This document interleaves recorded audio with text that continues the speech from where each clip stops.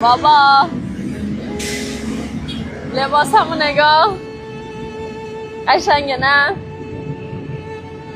دیدی بالاخره خان دکتر شدم.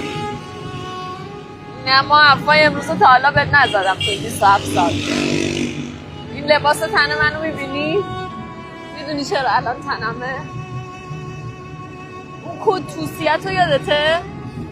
فکر کنم 10 سال 15 سال همه مهمونی ها همه عروسی ها همونو فقط میپوشیدی. این به خاطر اون تن منه بابا یادته از سر کار که میومدی با سمندت میرفتی مسافر کشی ولی به من نمیگفتی برو خود نمیآوردی، ولی من همون موقع میفهمیدم زیر دستی ماشینت پول بود میفهمیدم.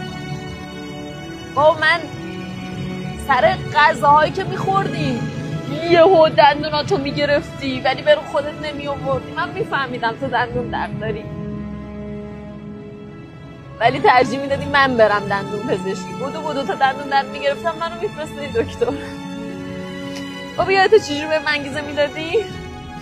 میگفتی مسئول بابا درس بخون مثل من نشی، دست تو جیب خودت باشه، آقا بالا سر نداشته باشی، هشتت گرون نوعت نباشه.